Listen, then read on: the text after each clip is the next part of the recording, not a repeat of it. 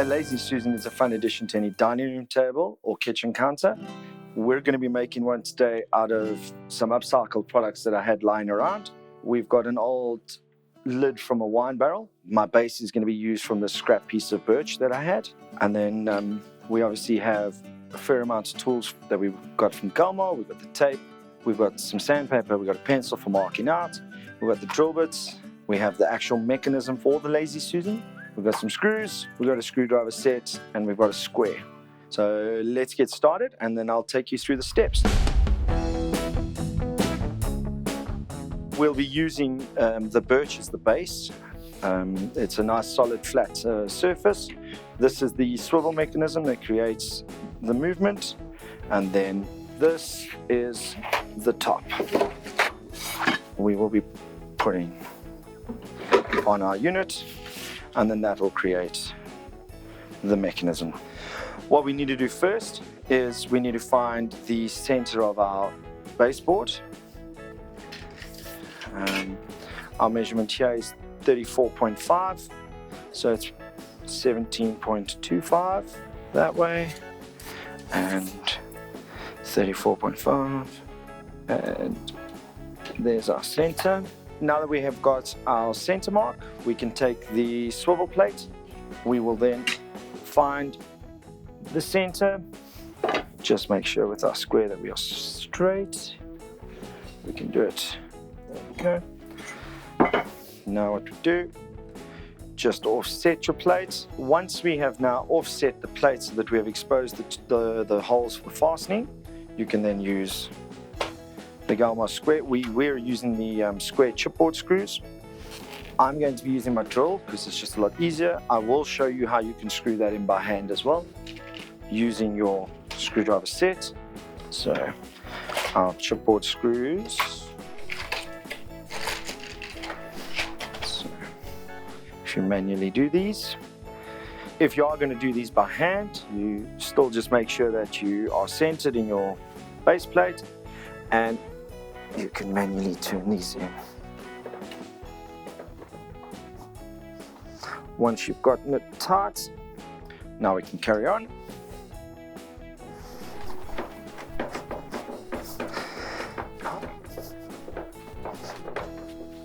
So now we have the swivel plate fastened to your base plate. Now what we need to do is we need to drill a hole in the base plate. That'll act as an access hole for us so that we can fasten the screws in from the other side to the top. So what we do, just get a mark. Doesn't have to be perfect, just needs to be an average. My pencil is just long enough to do that. So that's it. The drill bit that you need to use is, if you are going to be screwing it in by hand, you need to just find one that's going to be big enough so that the shaft of your screwdriver can fit through the board. So I'm going to use a 12mm. If you are going to be drilling through a board,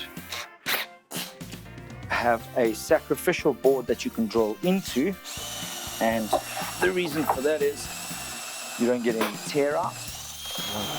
Through. We're just going to take our top, flip it over.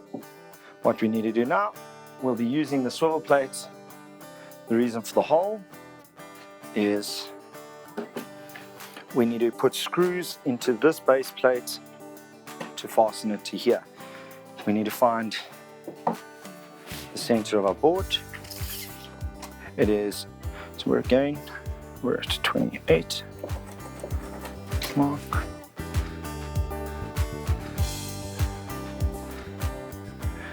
That's our center. So if you remember, the center point of your swivel mechanism was 17.25. We now need to take that into account, make a mark here, take it into account there, make a mark there. You can do it on this side as well, over here. So as you can see, I've now got 4 marks. That'll give me an idea of exactly where I need to be. I can put my square up onto my pencil mark, push my baseboard against it, and you repeat the process on all of your reference points all of mine match, which means my base plate is now in the center. We're going to use the same bit that we used earlier. What we do now is you're going to slowly put pressure down onto it, because remember, your plate is not fastened to the top yet. You don't want it to shift. You're going to put pressure down and swivel until you can see, there we go. And then you can literally,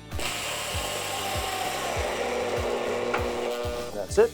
Again, we're going to do the second screw because there's only one pivot point. It will shift on you, so put pressure down, use the bearings and find your spot. And there we go. And then this is obviously just a rinse and repeat process. Now that you've got two holding points, you don't really need to put that much pressure down on it, because it shouldn't shift on you. This is the last one. There we go. So it now swivels, it's attached, it lifts up everything. What we're going to do now is we're just going to take the little sanding blocks that we got. We're just going to touch the edges so that it's not as sharp, and we're not going to worry about any splinters. So we're literally just touching the edges. That's it. Nice and easy. We can flip it over and we are done.